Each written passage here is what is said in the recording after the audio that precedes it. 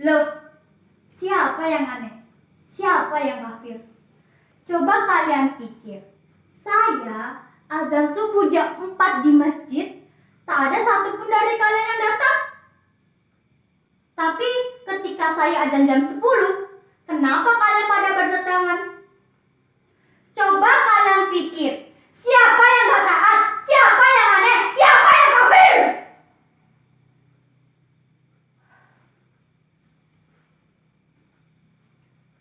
Orang kok gampang mengkafir-kafirkan orang. Hanya karena berbeda menjadi permusuhan. Sekarang sepertinya orang lebih senang bertengkar. Kalau Descartes bilang, aku berpikir, maka aku ada. Orang sekarang sepertinya bilang, aku bertengkar, maka aku ada. Ya, pertengkaran menjadi komoditi, diperjualbelikan. Bahkan seringkali diberi pembenaran atas nama keyakinan. Ayat-ayat sering dipergunakan untuk kepentingan kekuasaan. Makanya sekarang ini susah membuat orang tertawa.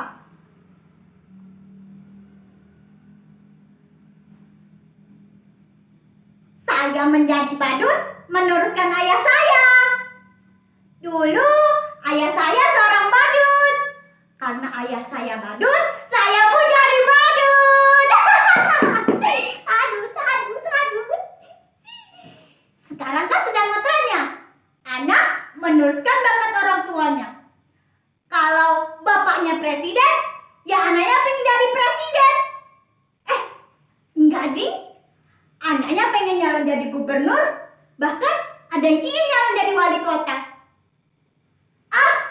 Sudahlah, jangan ngomong lantur. Nanti saya malah ditangkap.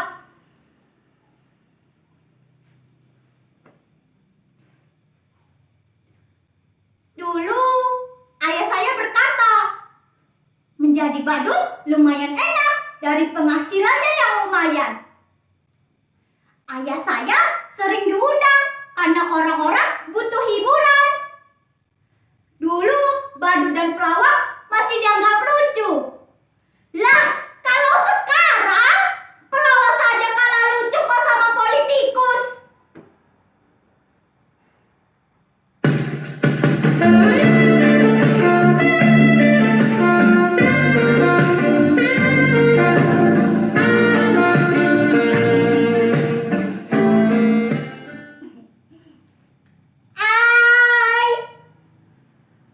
Aku kira kamu gak bakal datang kemari. Silakan, silakan. Maaf berantakan. Duduklah. Silakan.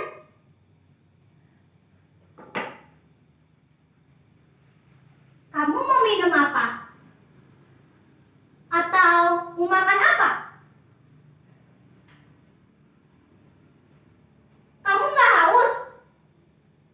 Nggak lapar? Syukurlah. Lagi pula saya tak punya apa-apa. Tapi kamu bisa pesen GoFood kok. Tapi kamu yang bayar ya.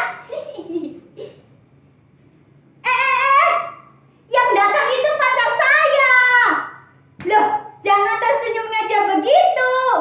Badut kayak saya juga manusia. Bisa merasakan paling in love. Lihat tuh pacar saya, ganteng gak? Namanya Megan. Lengkapnya Meganthropus electrus.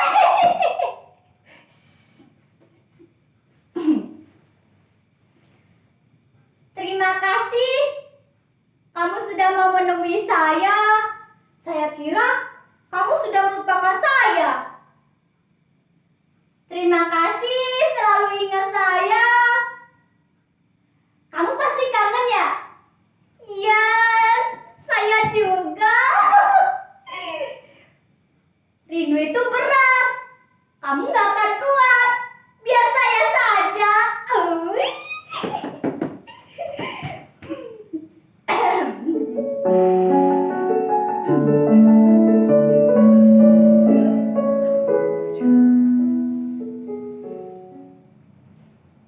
Aku kira kamu sudah gak mau sama saya. Katanya kamu punya pacar baru ya? Lebih cantik, lebih seksi. Tapi percayalah, apapun yang terjadi, aku tetap cinta kamu kok. Baby, I love you so much. Says I love you too.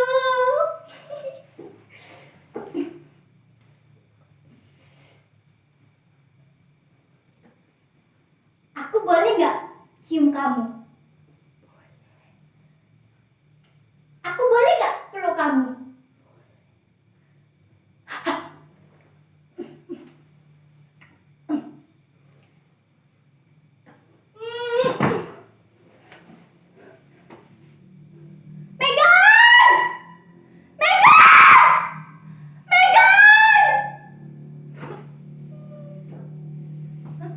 Ternyata hanya hayalan saya saja. Nggak ada pacar. Saya kan baru jomblo.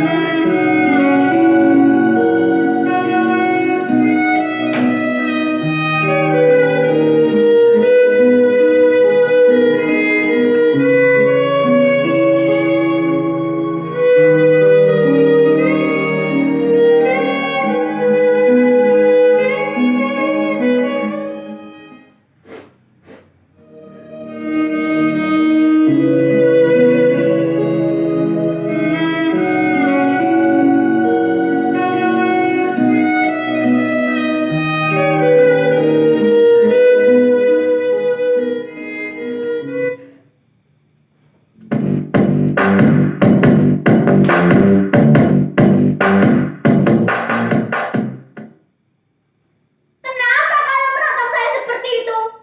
Ada yang aneh dengan saya? Sudah saya katakan, saya ini orang sial. Tapi nasib punya aneh. Punya kejutan-kejutan yang tidak pernah saya duga. Kalian lihat penampilan saya begitu keren dan perlente. Kini saya berpakaian bagus. Tapi saya tetaplah seorang badut. Saya sama sekali tidak pernah memimpikan jadi seperti ini. Tapi barangkali inilah takdir saya. Suatu hari, saya diminta untuk mengisi acara pada kampanye partai. Menurut saya, penampilan saya biasa-biasa saja. Sama sekali tak lucu. Tapi semua orang tertawa terpingkal-pingkal. Saya hanya menjentikan jari seperti ini. Semua orang tertawa. Saya hanya menggoyangkan dongkol saya. Semua orang tertawa. Bahkan ketika saya berdiri diam, semua orang makin tertawa terbahak-bahak. Mereka terhibur dengan penampilan saya yang begitu bodoh dan tolol. Sungguh, saya sama sekali tak pernah setolol saat itu.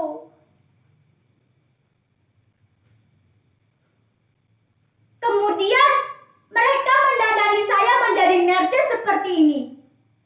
Didaftarkan ikut pilkada, padahal saya nggak tahu apa itu pilkada.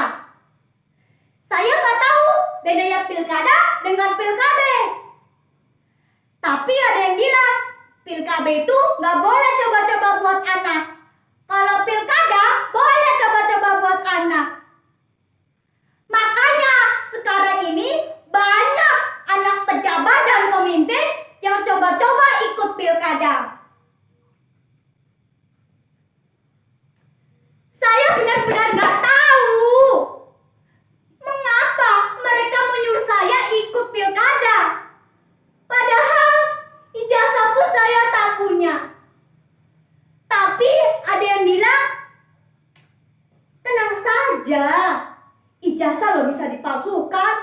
Loh, jangankan ijazah, kebenaran pun bisa dipalsukan. Dan betapa sialnya saya menang pilkada. Barangkali zaman memang sudah gila.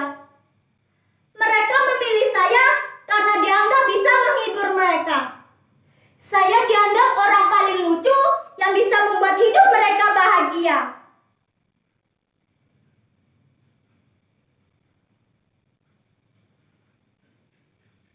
Lalu, pimpinan partai mendatangi saya, menjabat saya, memuji-muji saya.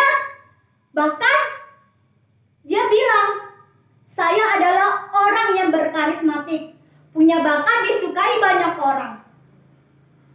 Dan itulah kekuatan para pemimpin. Dia berkata kepada saya, sekarang ini tak perlu menjadi pemimpin cerdas atau pintar. Yang penting disukai banyak orang. Demokrasi membuat seorang pemimpin bukan lantaran kecerdasannya, tapi karena kemampuan disukai banyak orang. Semakin banyak orang menyukaimu, maka kamu akan menjadi pemimpin. Pendukungmu akan memujamu habis-habisan. Tak peduli kamu salah atau benar, yang penting mereka tetap menyukai kamu.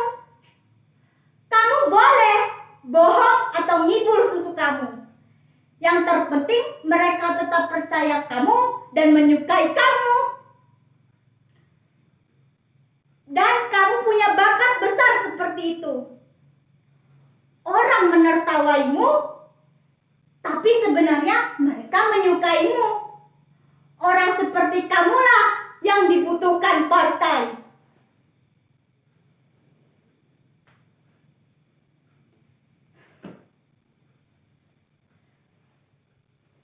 Ketika saya jadi pemimpin, saya sama sekali tak pernah membuat orang tertawa. Tapi ketika saya jadi badut, tak ada yang tertawa. Saya menjadi pemimpin, orang makin tertawa.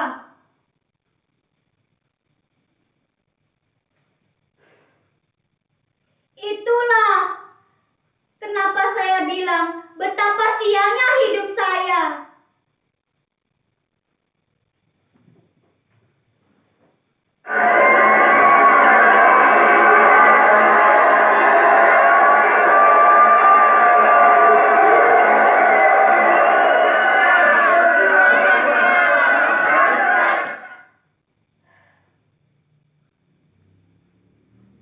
Betapa sialnya hidup saya. Dulu menjadi badut, menjadi pemimpin pun tetap jadi badut. Badut yang bisa mereka